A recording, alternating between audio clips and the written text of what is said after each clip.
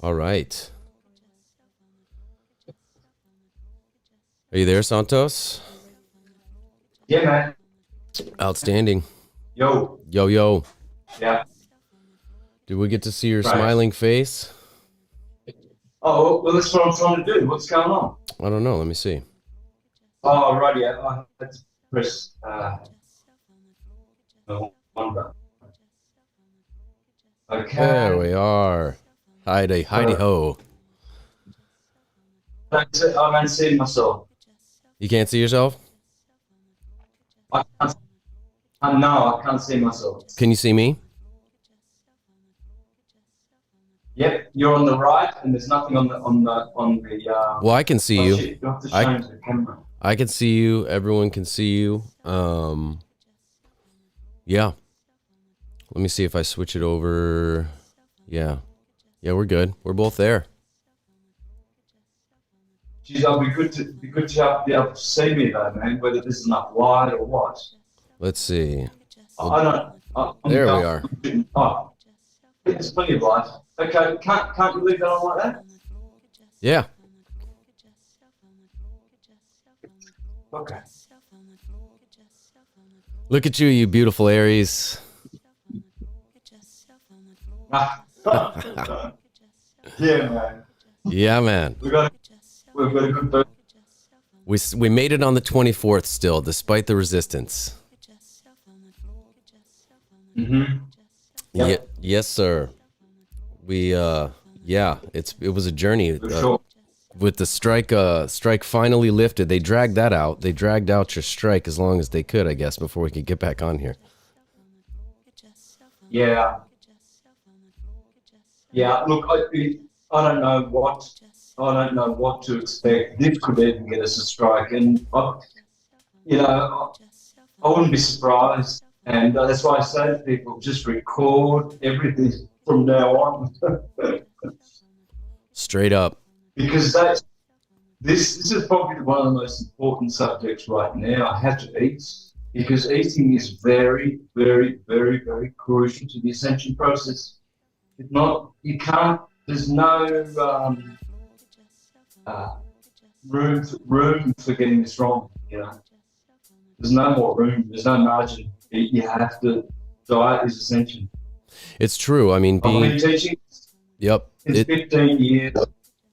It is. It is. Yeah. I mean, even being raised in a lot of the Eastern sciences with the yogic practices, so many of those gurus ate garbage. A lot of the Eastern diet is just super processed, tons of oils, really just overcooked food. And I remember growing up seeing different yogis, even Paramahansa Yogananda, who's one of the more integral to me still, who hasn't been, had a big old belly and was just, I'd see some of these yogis that existed before, let's say, like, oh my gosh, like Babaji, you'd see these, they looked all lean and cut and their body was a beautiful reflection of their practices. And then I'd see these modern day yogis, just big old bellies.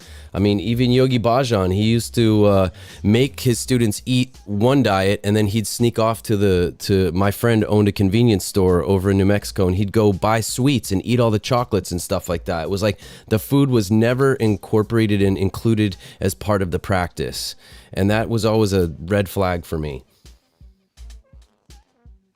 Yeah, man. There's no cheating. We can't afford to, otherwise we will not get on the right timeline. Everything all the subjects that I love, like it's all about salvation, and this is crucial.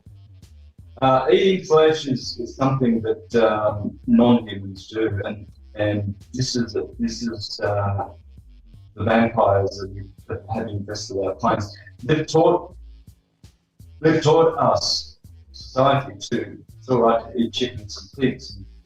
And they're turning us into blood addicts, animal traffickers. Animals are somebody. They are somebody because they have a body.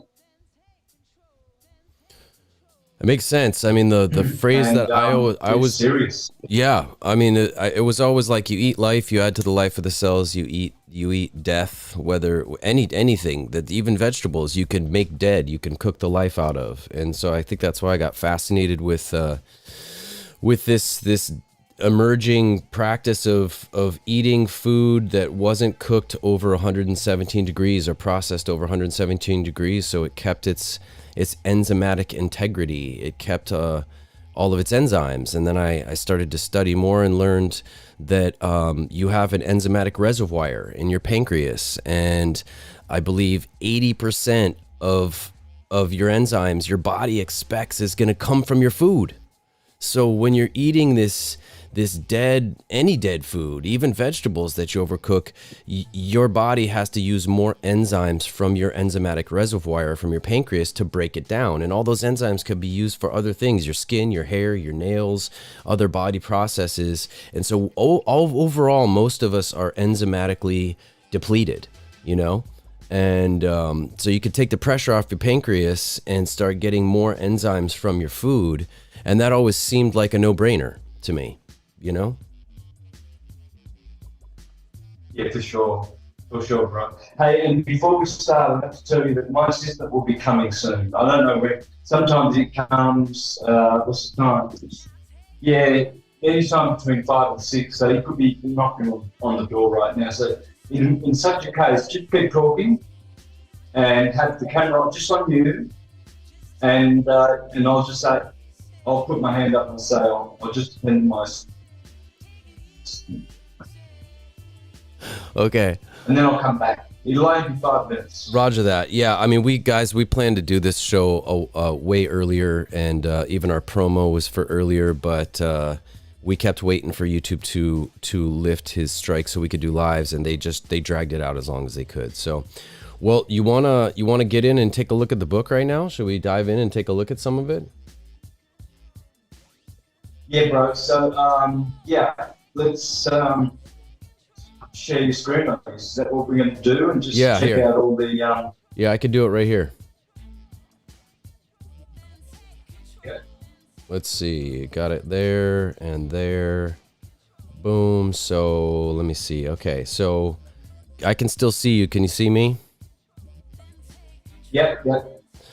So, just a little backstory.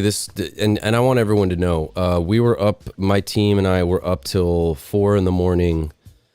getting the digital copy ready for everyone. This is so those that pre-order and get this book. And just so you know, I'm honored to have the first release of this book be with Santos on the network to this beautiful community. But you will be seeing you will be the first eyes seeing this book in almost 20 years of its development. We were up till 4 a.m. getting the final edits done and the final versions done, and even my publisher will be up till potentially 4 to 5 a.m. even as you pre-order the book, because we've been working on the back end with the website, which is right here. You guys can check out at livingfoodscookbook.com. When you order it, we had an automated email that says thanks for purchase and that, so we couldn't get that fully dialed for whatever reason. So she's going to be like personally sending you emails to everybody that actually gets this. She said she's going to stay up till 5 a.m. if she has to make sure everybody gets a personal thank you email to and your link to be able to get the copy of this book. So it's just weird. As I've been finishing the book, I'm remembering how long of a journey it was. I actually first wrote the book staying up at night when my older two kids were little. They were like 2 and 4, and the only time I had to work on it was at nighttime. So I would stay up through the night and work on it, putting together the recipes, writing the chapters for it. And it's just been, it's been such a long journey, and I kind of shelved it for almost 10 years. And I'm glad I did, because a lot has come out in the living foods field around things like cashews, which were a staple that we used for making our creamy alternatives to the mucous membrane of a cow. So then we found out that cashews were actually very undigestible, and a lot more came out about cashews and the neurotoxin in cashews, which we explore in the book itself. And so we switched over to coconut and this amazing bioavailable food source that we're actually working on building a company and national brand to be able to get you guys pre-made raw coconut creams to be able to make a lot of the recipes from. But this book's had so many faces to it, and I'm just honored to dive in and share with you guys. Take you through a little exploration of what the book really is and what it's about. And I wanted to write something after, and I was telling you, Santos, I bought so many living foods books, and I found the recipes weren't accurate and there wasn't enough pictures. And already when you're trying something new, even for me, as I was a traditional chef first before I got into living foods, and took the journey of becoming vegan for close to 9 years at the time. And as I got into it, I still saw a lot of cooked recipes with vegan foods, that lots of oils and just lots of overcooking, and just cooking. And so I was blessed to be around some amazing living foods chefs in LA. And I took my culinary artistry side into the living foods realm, the raw food side, where normally you get a lot of raw food chefs or raw foodists that learn to make the food because they become raw food chefs. I was a chef coming in and kind of reverse engineering it. So, and I saw a lot of things that I was, like we could do better, like the concept for pizza or burgers. The concept, these are all just concepts. They can be made of whatever, just like milk can be made from almonds or macadamia nuts. It doesn't have to be made from the mucus of a cow. It's a concept. And so I've never been able to digest dairy. It's never been something that I could really digest. So I always needed an alternative in that regard. So I wanted to make a book that was just, there was everything every other living foods cookbook wasn't. So I wrote a superfood dictionary and we put that in there, and I wanted to make an urban spice guide. So we created an urban spice guide that shows the medicinal and the culinary side. I did a deep dive on proteins, and because there's so much about protein that people have a misunderstanding around. And so we put in a deep dive into that and looking at different measurements of protein compared to animal proteins to non-animal proteins, and kind of left no stone unturned, along with an integration to like, what tools do you need to make this food? And so let me see if I can switch it over to, I can just keep scrolling. Keep going on this. And we put these little icons in to be able to mark the different tools that you'd need. So every one of the recipes has little icons. So as you learn them, you can kind of see, I'm making some garbanzo bean free hummus. I need these 3 tools, and take you through the basics of sprouting, how to sprout, soak times for things, different sprouting methods. And then this is, to me, one of my favorite things, Santos, is if you are into living foods and you want to have live tostadas all the time, you got to time out and schedule out your process. So if you're making a batch of 15 tostadas and you're down to 4 tostadas, you should be starting your next batch of tostadas so that by the time they're dehydrated and you're eating your last tostada, you have a whole other batch of tostadas that are fresh and ready to go. And that's where there was a lot of living food guys. One of them, dear friend of mine, he was just like militant. He always had food ready. He always had the next batch of nuts coming out that he dehydrated and flavored with herbs. He was finishing the last batches. And I kind of really was inspired by that. So I created the concept of a schedule that you can keep track of. So you always make sure you have the food that you like in the book. And this one, I thought you'd like this one. This is the herb and spice guide. So you can check out just some beautiful pictures of, one of my favorite things, the art of spice. But check it out. So you have both the flavor characteristics as well as the medicinal benefits of every herb and spice. Now, I can't say all of them, and I kind of say in the beginning of the chapter that, you know, this is not a all-inclusive. This is as many as we could collect, but I've never seen an herb and spice guide that includes both the medicinal and the flavor profiles when you're cooking with something. So you want to cook with allspice, you can see that it's got specific characteristics for flavor that you can use for both savory and sweet dishes, and it's also anti-inflammatory and has an anti-flatulent aspect to it. It helps with coughs. It's antifungal, antibacterial. And I felt like it really merged the concept of flavors and what food truly should be for you, which is medicine. So we worked diligently and got as many beautiful pictures to formulate and familiarize you to herbs and spices, and A to Z, or I think our last one on here is wasabi. We take you through, the profiles, the flavors, and the medicine of herbs and spices.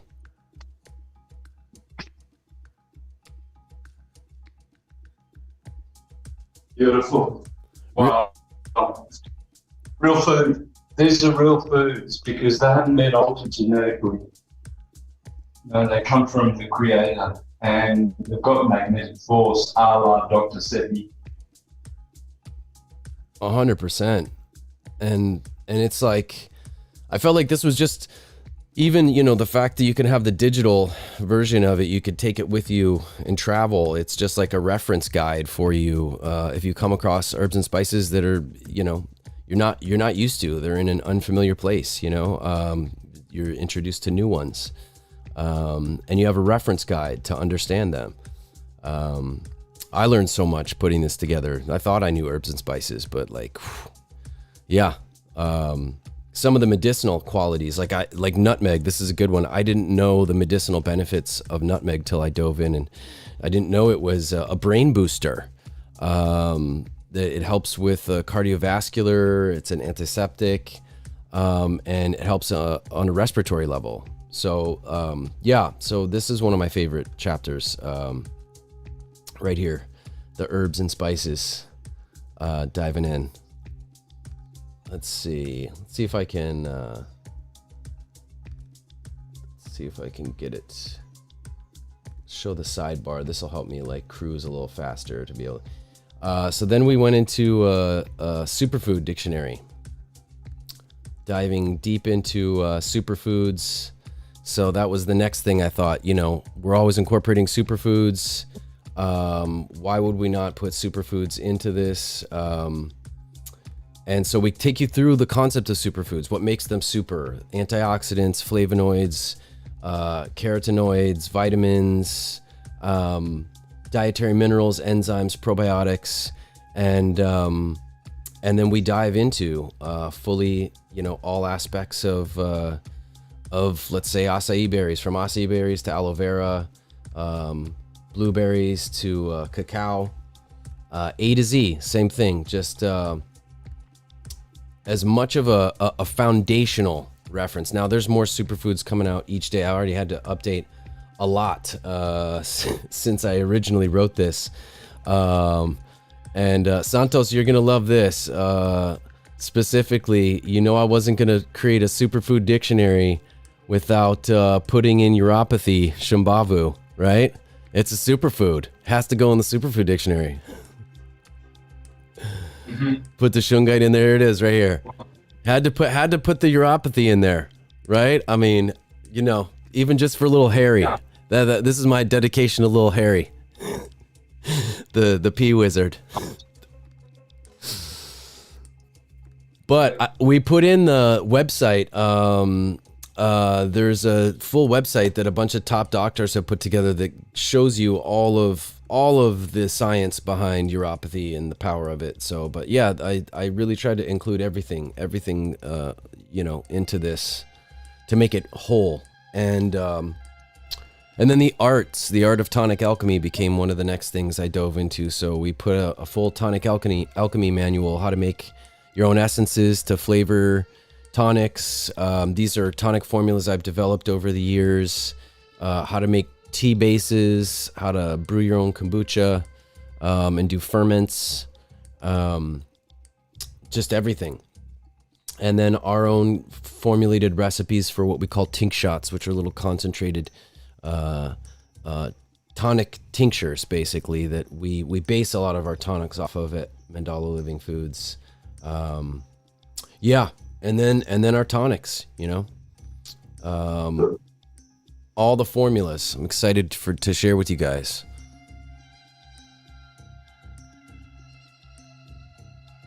And then comes the Gourmet cookbook.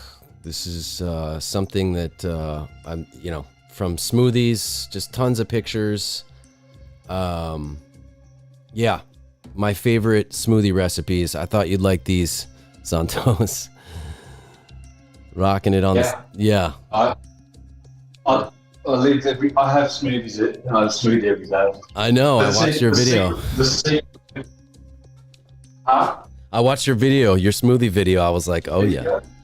The video, the live you shot on smoothies. Yeah, well, the thing with smoothies is never to blend more than 30 seconds, because you're bringing in too much oxygen into that food, and it'll oxidize, and it'll just, you can't keep it in the fridge for the next day like I do.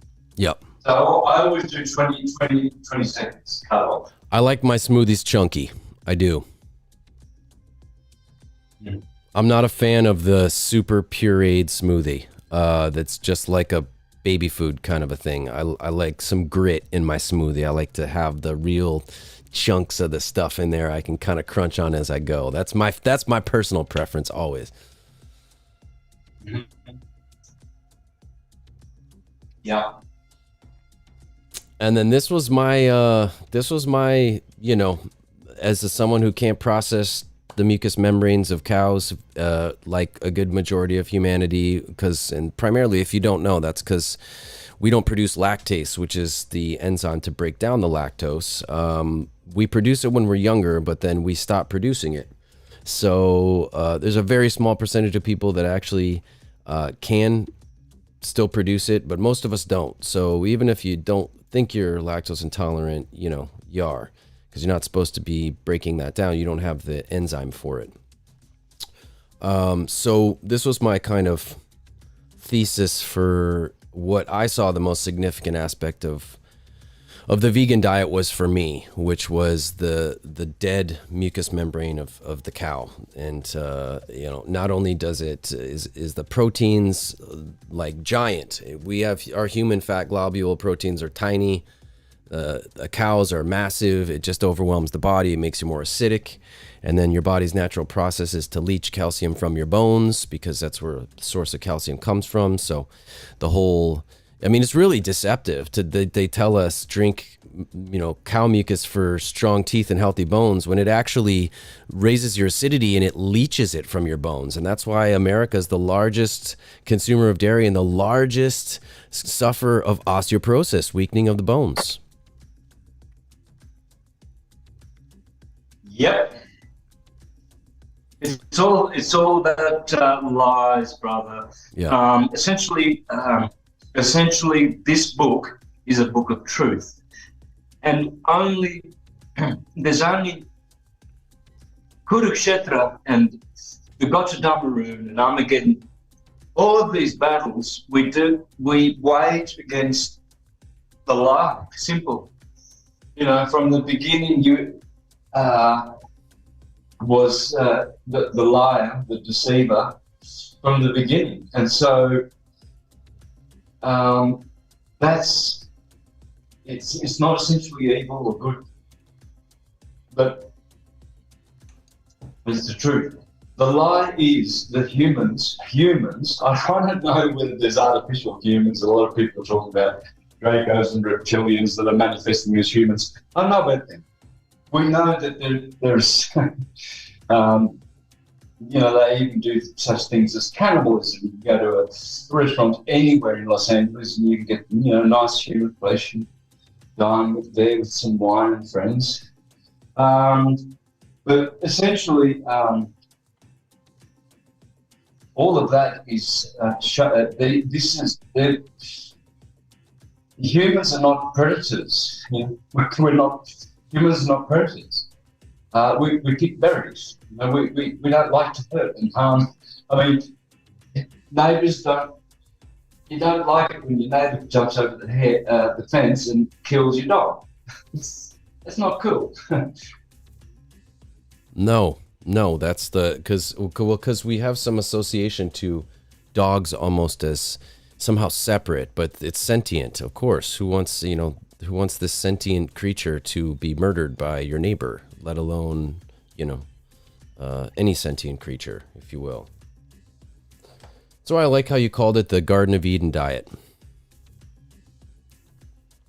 Yeah, well, that's what I do. I do the Garden of Eden diet. We'll give fruits and we'll give it herbs. And I don't see why we really, really need to eat so much. I mean, less and less and less. Same.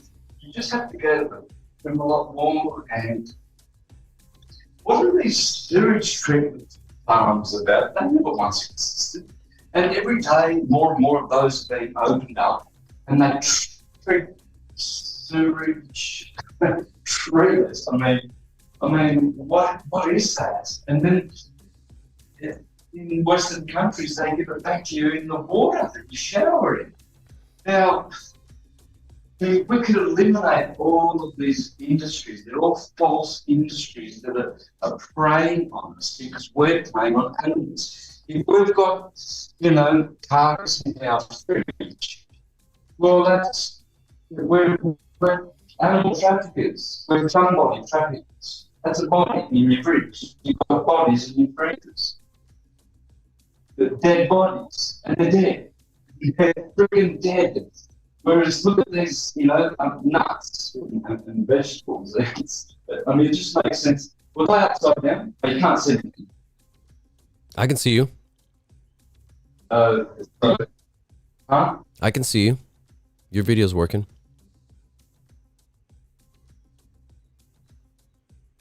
Oh, it delayed there.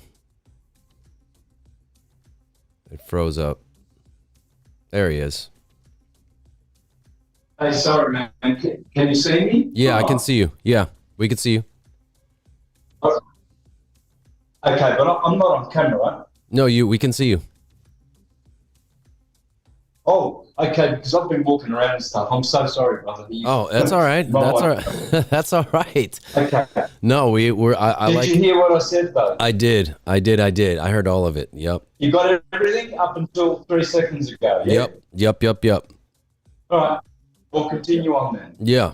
I said my piece. Yeah, no, it's and you're right, and that's the aspect of it that I think there's, if we look at a de facto satanic matrix, meaning you're in it whether you don't get that you are or not, comes from just intergenerational ignorance and desensitization to how far we've fallen from living a higher, more divine path that is syncretic with our environment, with our bodies. I mean, I've been eating less myself. I just feel like even about 3 years ago, I just got this intuitive thing to stop eating as much. And so I don't really eat till later in the day. I kind of fast through the day and my body just wants to. And after a while, your stomach naturally shrinks anyways. And so you have to eat less. We tend to stretch out our stomach when we fill it with 3 meals a day. Then that empty cavernous space needs to be filled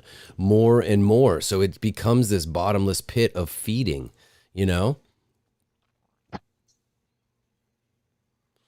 That's why sometimes I'll just have some of these kind of like nut milks through the day. Like for the first portion of the day, I'll have some macadamia nuts, one of my favorites, and I'll just sip on some milk through the first part of the day. And it's just like liquid nutrition.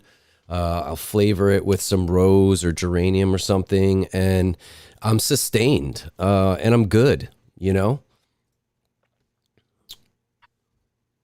feel like I have more energy.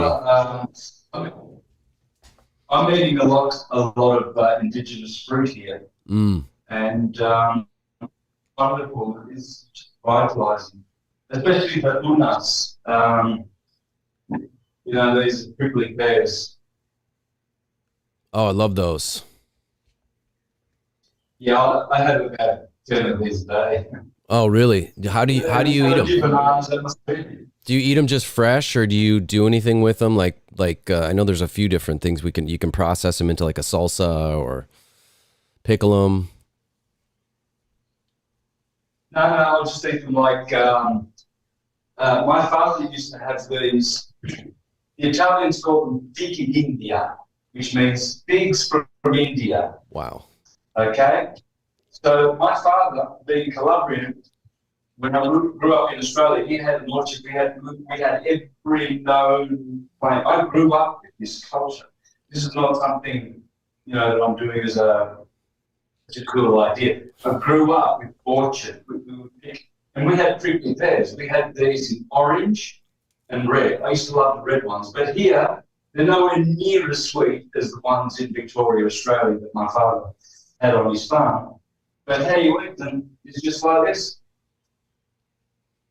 Pull the skin open. Like that. Wow. So hydrating. Wow. Mm-hmm. What's the texture of those like? Yeah. Oh, this one's delicious. It's very sweet. Wow. But we don't need to strain the digestive system with such traumatized foods. Right. There's no way. And see, for people to just turn a blind eye to something about animals and just think that when they're having 1-year-old tender veal, or 3-day-old tender veal with their wine, there's no way that suffering didn't go into that, the butchering of that animal. There's just no way. But where did suffering with this?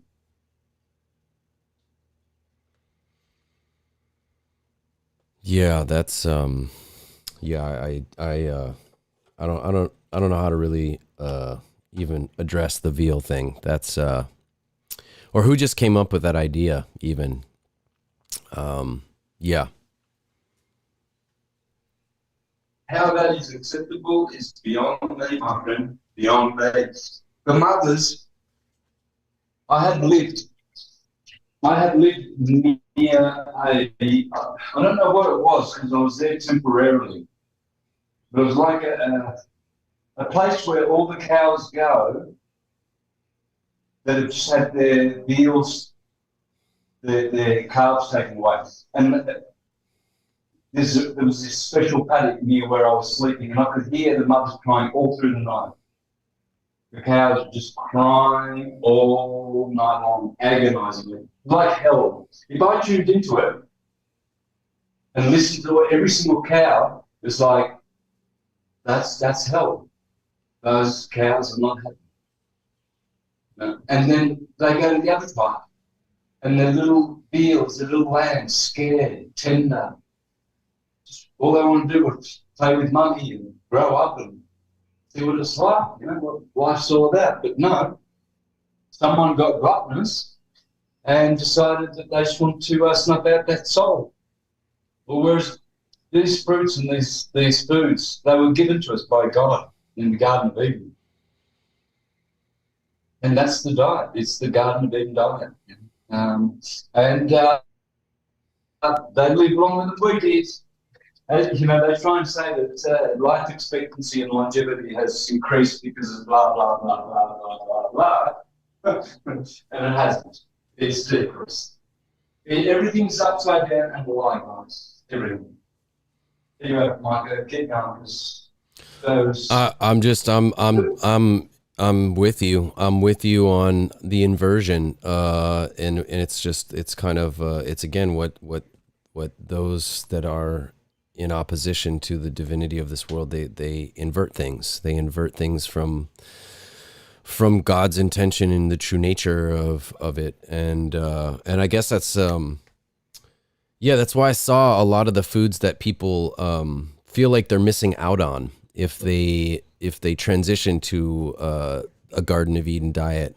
I wanted to start replicating dishes to that I was trained traditionally as a chef, so I knew all of the structure and constitutes. So I wanted to replicate everything from, because I saw the compromise of overprocessed glutinous stuff, and the gluten aspect with breads and pastas. So replicating pastas, replicating sauces. This is actually our little sauce section. But I wanted to recreate another one, garbanzo beans. We came up with an amazing garbanzo bean free hummus. It's amazing. It's just tahini and zucchini that acts as a substitute. And then all the other seasonings that make hummus. It's so easy to make, and a lot of people can't digest garbanzo beans. So it's one of my favorites is the garbanzo bean free hummus. Raw fried beans. I used to love raw fried beans, but they would do a number on my stomach. Beans, magical fruit. The more you eat, the more you literally toot, because you can't break down the constitutes that are in beans. You can't break down a lot of the starches, a lot of the aspects of the proteins. So we came up with a raw fried beans made with pepitas. And as you know, I'm sure you love pepitas. I'm sure you love the pumpkin seeds. So you soak them, you puree them, and then from there it's all about spices. Really, everything I saw came down to how you flavored it. If you just eat a burger with no seasoning, it just tastes like bland, dead animal tissue, So you put seasoning on it to make it taste like whatever you want it to. So you can do that with anything.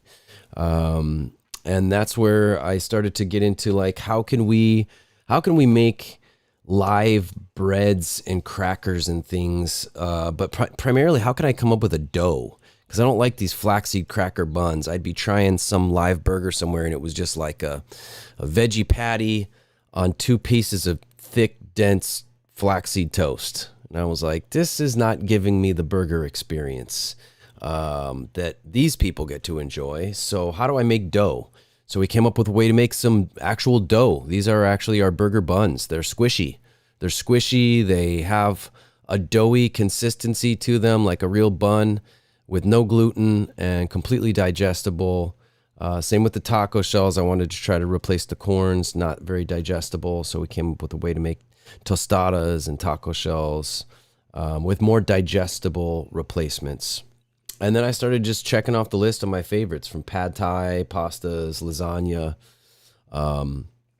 How can we evolve these? How can we refine? And, so I started to come up with a dough. So we came up with everything from French toast to cake, unbaked cake, literally like fluffy, real moist cake.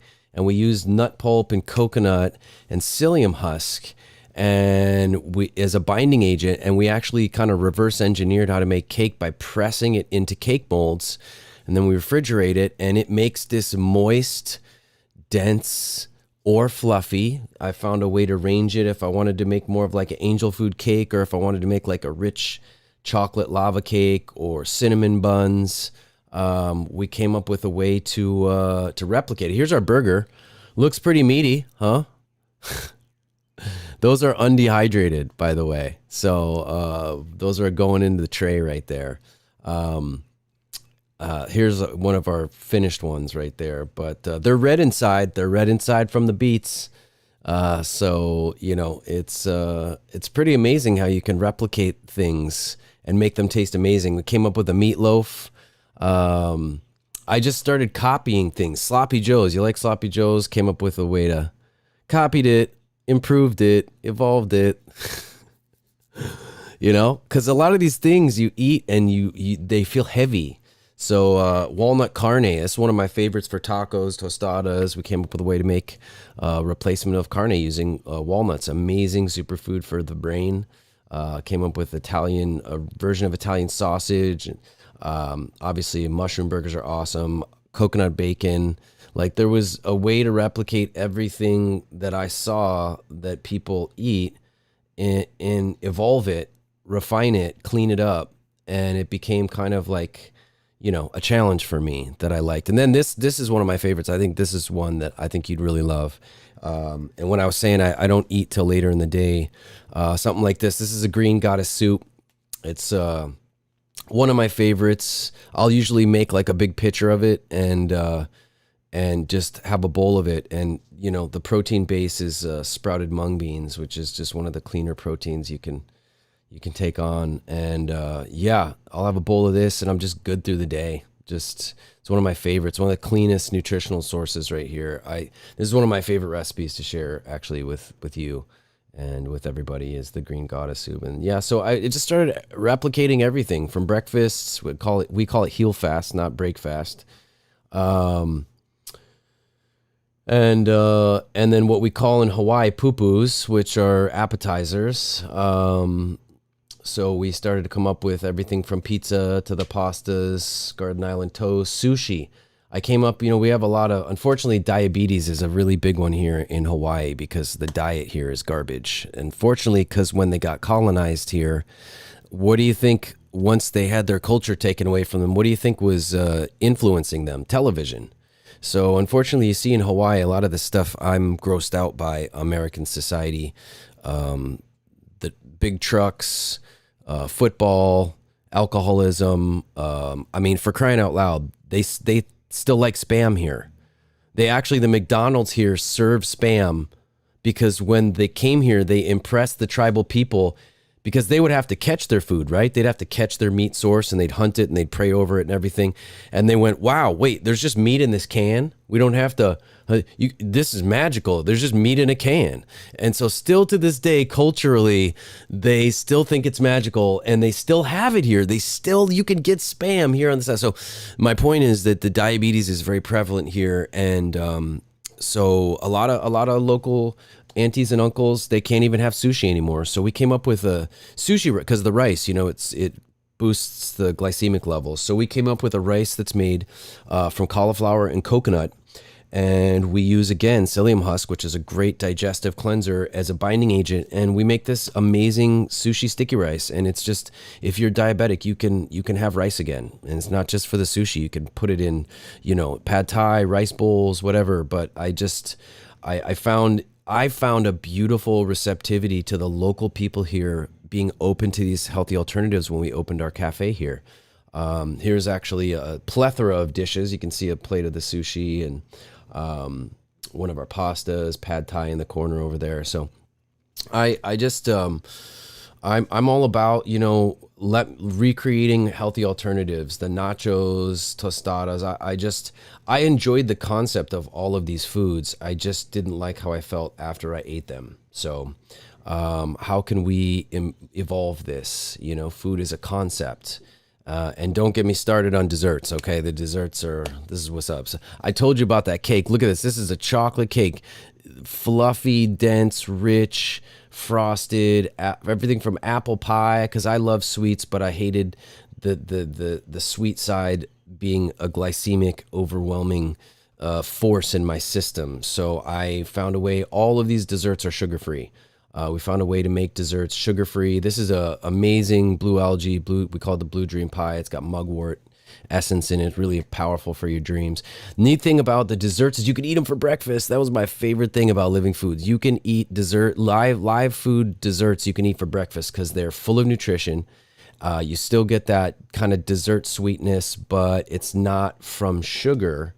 So it doesn't boost your glycemic levels, and it's nothing but fuel. This is our New York style cheesecake, one of my favorites.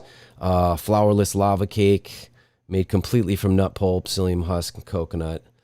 Strawberry shortcake. I really kind of just went crazy once I learned I could make cake, and we kind of innovated this concept for cake.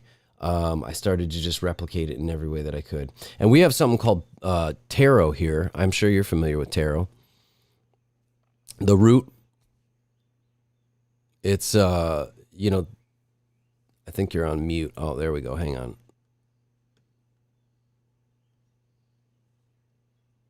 Oh, sorry, yeah, I was on mute. Yes, I'm aware of it. So they take the taro and they make poi, which is like a fermented, kind of like root yogurt almost. And so we came up with a way to make these poi pies. They're just, they're magical. Love them so much. Everything, you know, who doesn't love pumpkin pie? You don't have to have it made with eggs and dairy. You know, we can make it with that's just as beautiful and rich. And we put mandala stencils into a lot of our pies. We press them in there. It's kind of, again, food's art for me. You know, that's why I called this book it's art and science.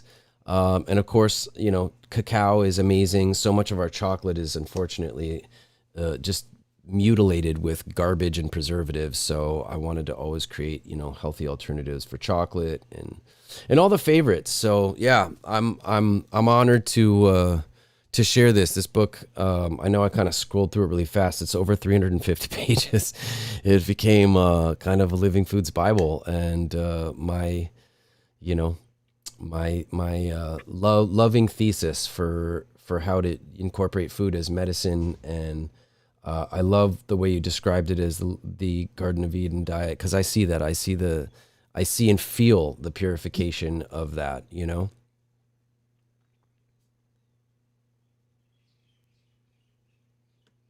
Yeah, that's beautiful, beautiful.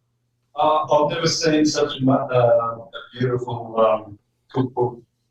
Absolutely, I love looking at really nice vegan cookbooks, but you know what, cookbooks. Uncook book. This is the best. This is the best by far, man. This is the best book I've ever seen. Well, I'm honored to share it. Truly honored to share it with you and with everybody. And I feel like these kinds of things, yeah. This book's for my children. You know, I'm leaving this book as a guide for them. You know, for little ones in this world to have a reference point of healing, of truth, of what it is to have a relationship with food as medicine. And yeah, it's an honor to share that. I'm excited for you to dive in and start playing with it. I'm excited to hear back and from people and that are exploring and getting into different recipes that they resonate with. I'm excited to hear feedback of how people evolve and modify the recipes that we've created, because that's also part of the exploration of creation and art is, refining it, evolving it. And I think that's why I put the superfood chapter in, so you could look up superfoods and add them to these smoothies and play with that, and apply it in a customization for your diet, for your health, and for your wellness. Hey, Mike, did you set this up so that callers could call in and ask you questions? I don't think we have a call-in set up like you guys did at Syncretism. I don't know how they could call in.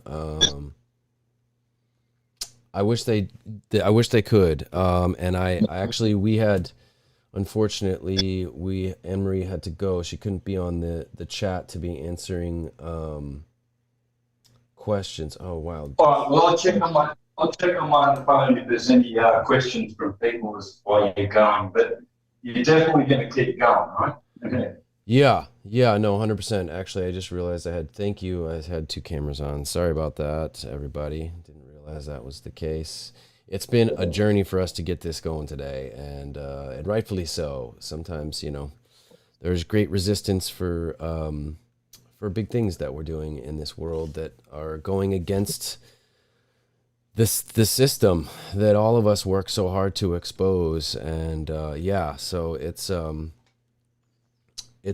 yeah, here, check this out. So this is the website for anybody that's interested, livingfoodscookbook.com. That's how you can find access to this.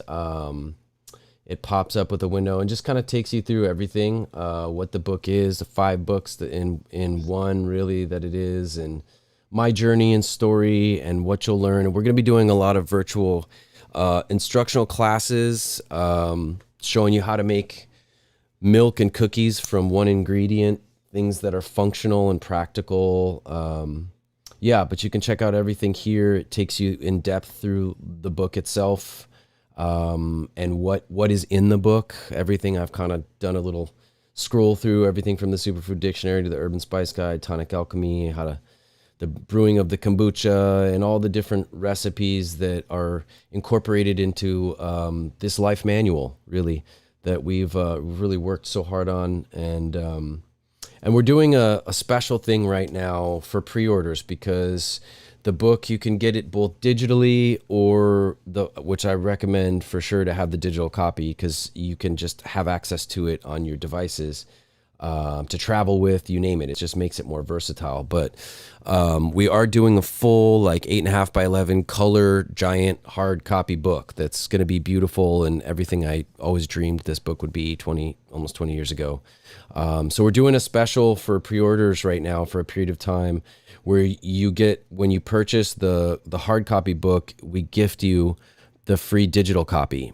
And so before your book arrives for you that you ordered, you get access to the digital copy right away. So you can start exploring the recipes and healing with this life manual for food medicine right off the bat. So, and then past the certain window we're doing for pre-orders, then you can purchase the digital copy individually if you want, or if you want to purchase a hard copy, or you can purchase both. But we're doing this gift to everybody who's been super supportive and excited about this book and everything we've been doing for a limited time. We're doing it where if you get the hard copy, we gift you the digital copy.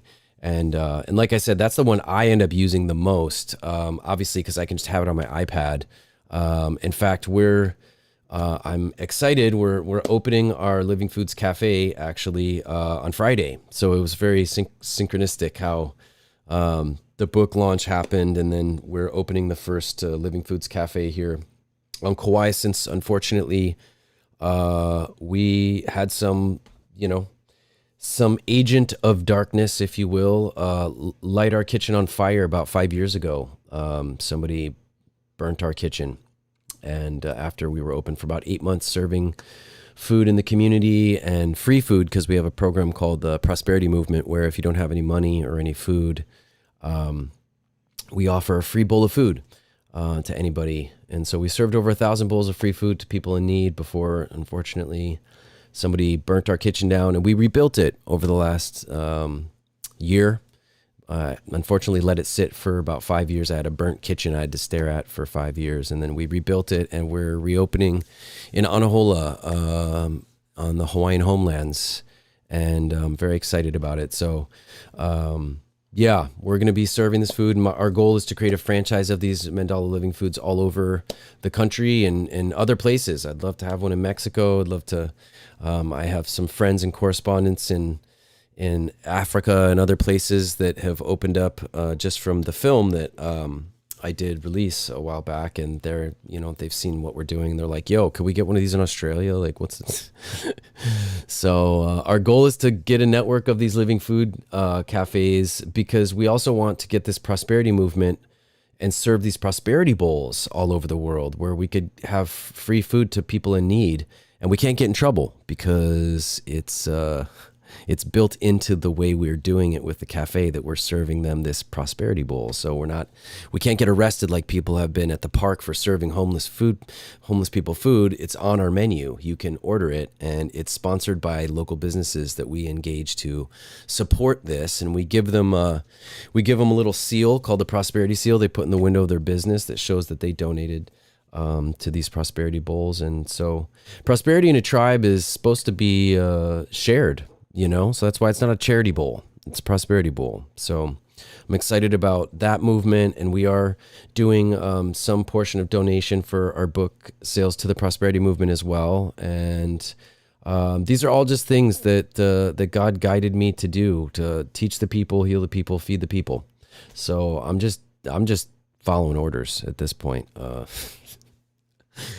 Oh, engaging my greater faith, I got to say, because, Santos, I've had really been blessed with a awesome practice in neuromuscular therapy. And honestly, the last thing I needed to do right now was open a cafe in this economy and start running a cafe and serving food. But, God really guided me that our food supply is under attack. And you know this. And so we now need more than ever healing conscious resources for food for people. So it's so important, and I see that, and so that's why I'm showing up.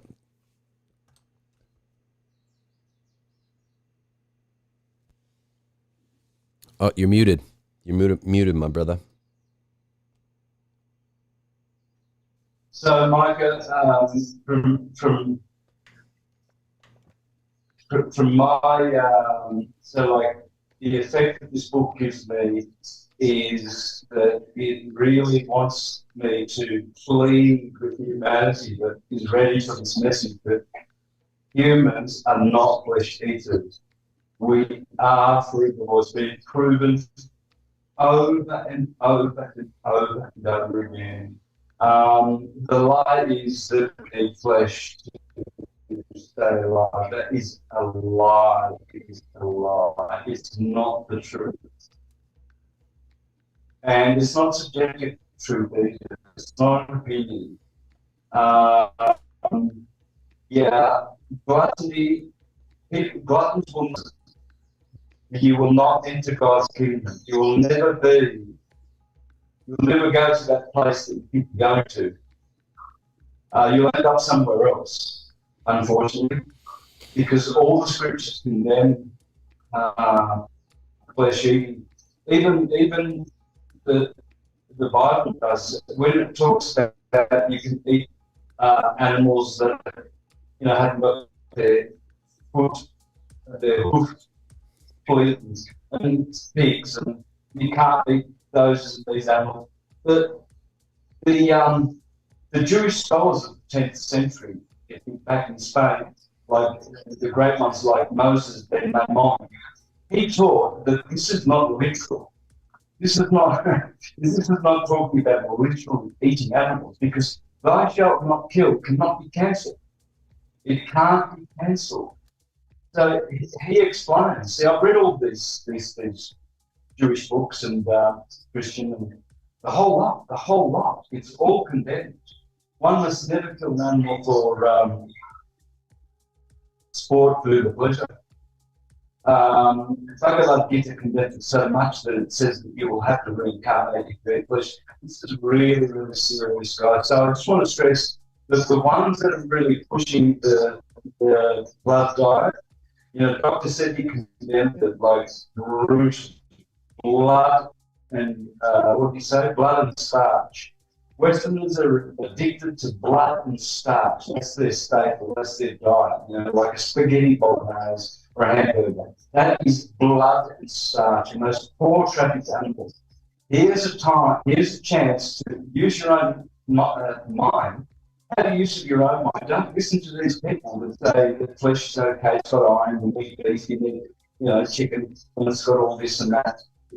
These guys are lying to you, and all they're doing is they're perpetrating the lie that the vampires in human skins are teaching us they are cannibals. The children of Cain, the cannibals, Baal, Cain and Baal, cannibals. So, and they are. Go to Hollywood, guys. So, remember, humans do not eat blood. Humans are provable. If you're human, you will listen, you'll understand, and you'll get the point. If you're not, well, it's okay. That's fine. That's fine. No judgment. But I wish you all the best. I would even add to it, the Western world's addicted to blood, starch, and sugar, huh?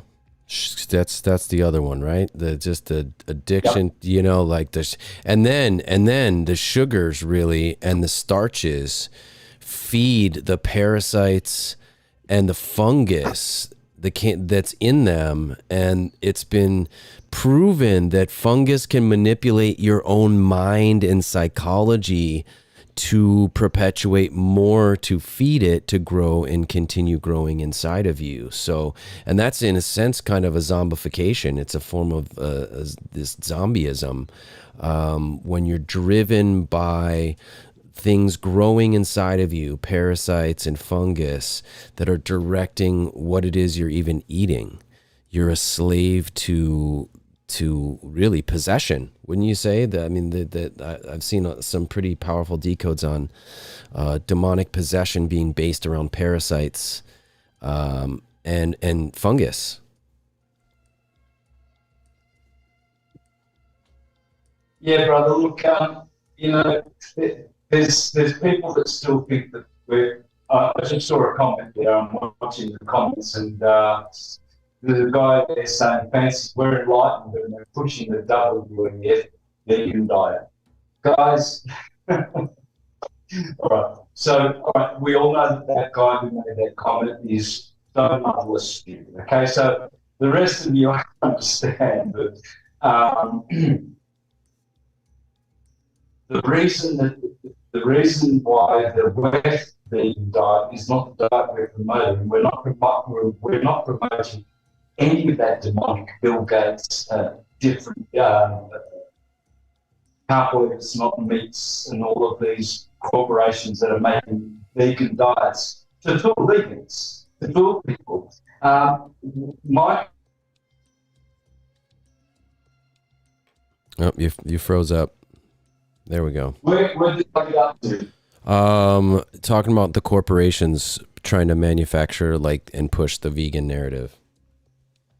Yeah, because I saw that comment. I have to come close to the moment. Yeah, that's better. Okay, so how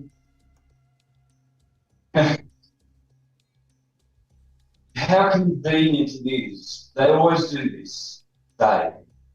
And I believe that they're not human, and they're here. So I mean,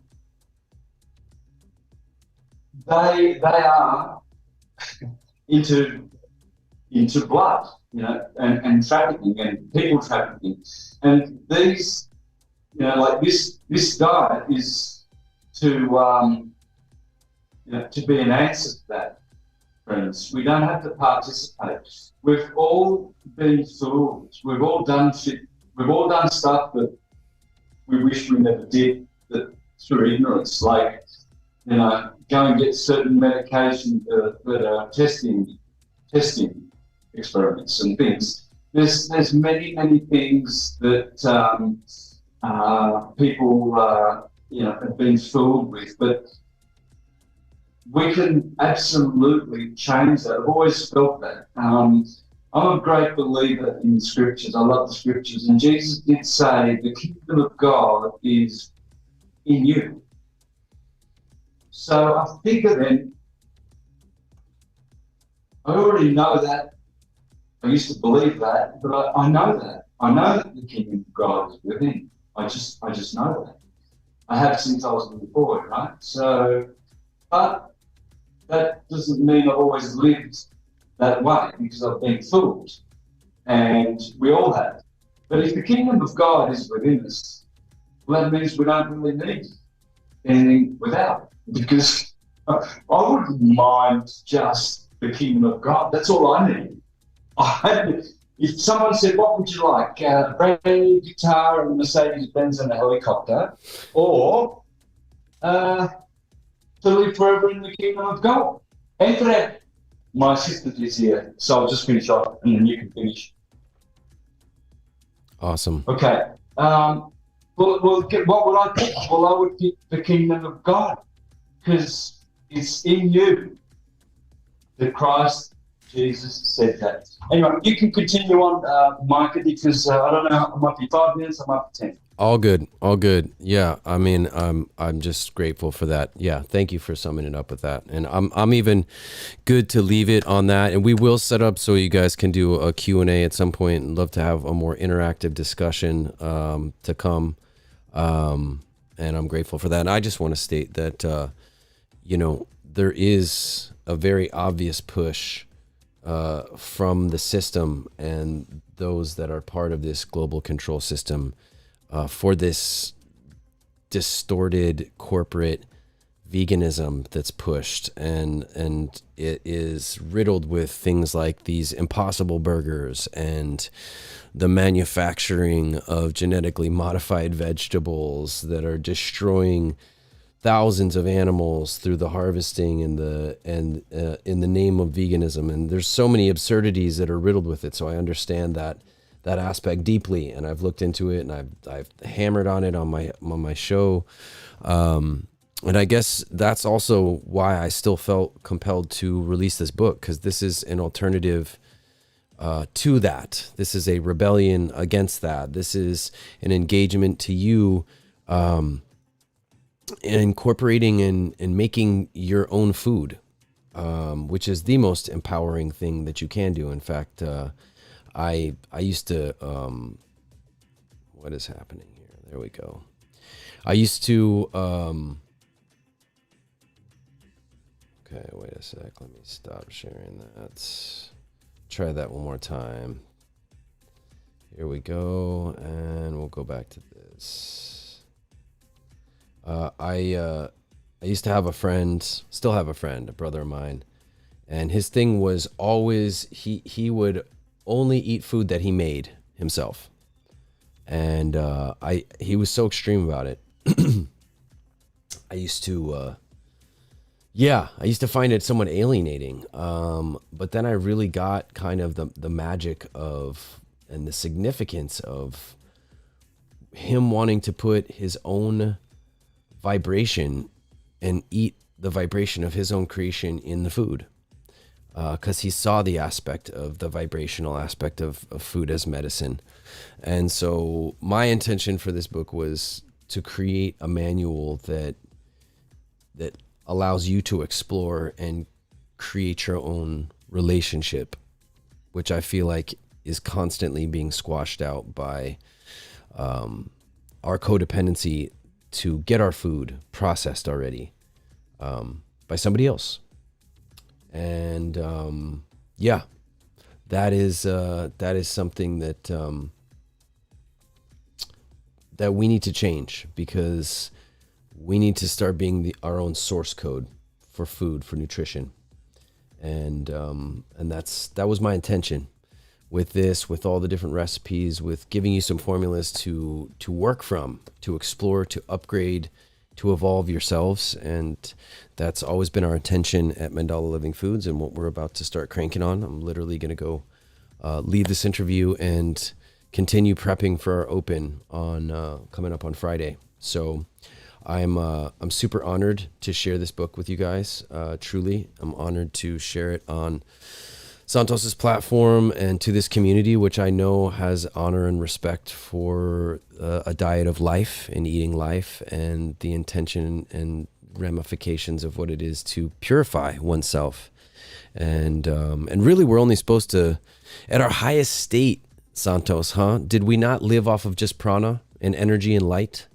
And it was really the fall into the denser material realm that we started to need this more tangible nutrition to digest from.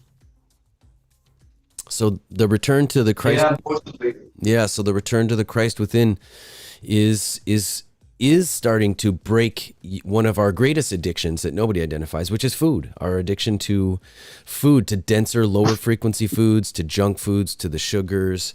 And it's a gradual process. You don't have to be crazy extreme with it. I hope a lot of people will incorporate aspects of this book into their lives, whether they're vegan or not. They'll just start eating more living foods, and start exploring alternatives. You know, I love seeing people come to our cafe and have our burger and be like, wow, that tasted like a real burger I would eat. You know, so they see I don't have to lose out on anything. I don't have to lose out on anything to have things I like to eat, you know? Yep, exactly. And that was my goal. And I didn't want to be like, oh, this kind of tastes like a burger. Oh, this kind of tastes like cheesecake. I wanted to be like, whoa, that tasted like the best burger or cheesecake I've had. I don't care what it's made of.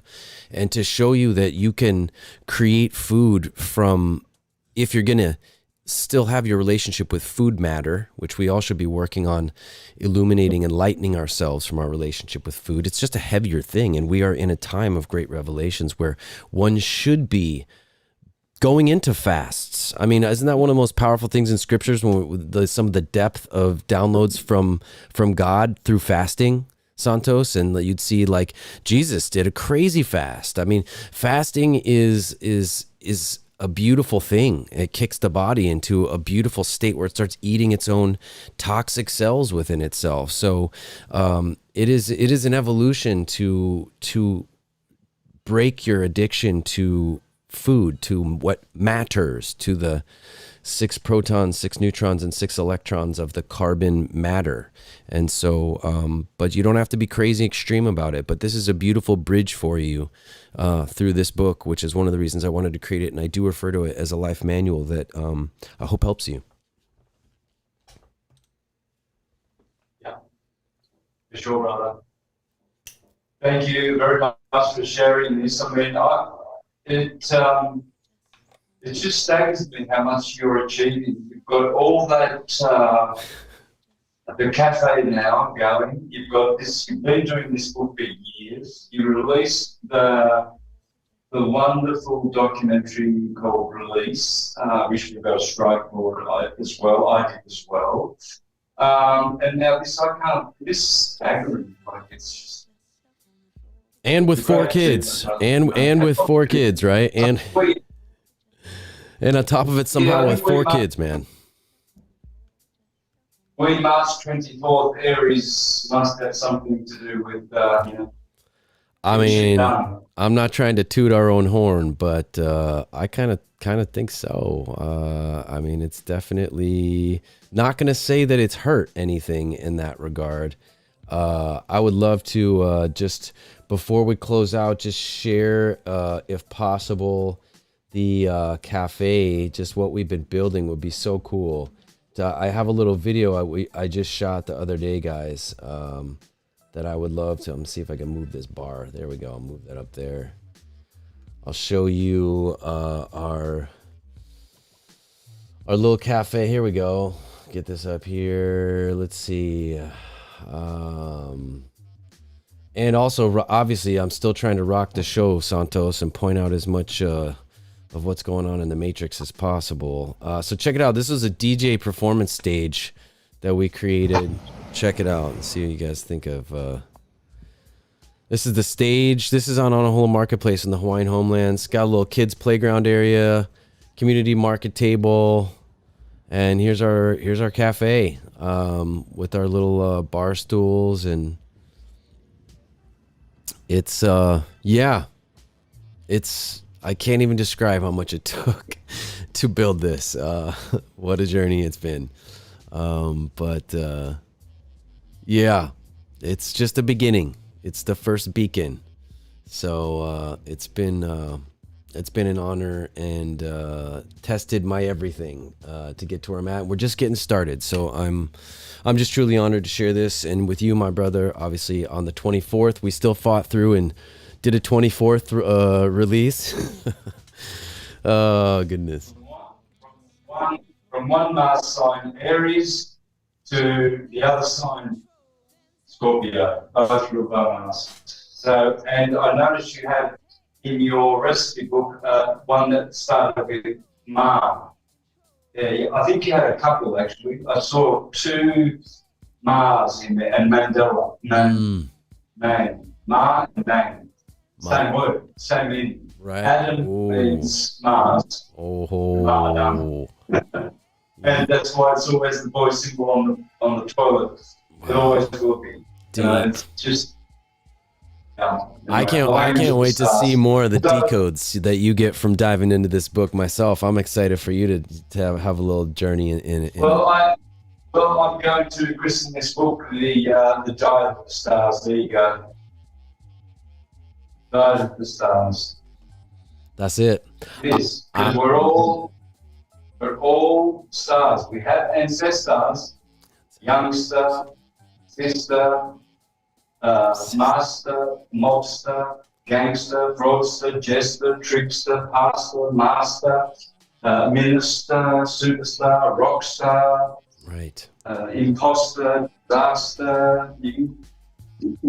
It's all stars, right? So, and we do have ancestors. So, yeah, this for me, this will be when I get into the recipes, of course. Diet of the stars. Thank you. Appreciate you, truly. Likewise, brother. I'm grateful. We appreciate all of you tuning in, truly. And again, I'll let's see, where is it? Here it is. Livingfoodcookbooks.com, livingfoodscookbook.com. The links are in the video if you guys want to check out more. I'm really excited. I'm excited to see the color printed version. That's going to probably be the most magical moment for me. I'm excited about. But we got this cookbook on the iPad in our kitchen, so we're cooking from it ourselves for our opening. So I just wanted to give you all of the formulas that God gave to me, that my children, my family, I've been feeding with for years. It was time. So it's an honor to share it with you all as family. And yeah, so grateful. Appreciate you all. Thank you. Take care, everyone. See you tomorrow. I'll be doing it live. Bless up. Astrotheology. Bless up. All right, guys. Aloha.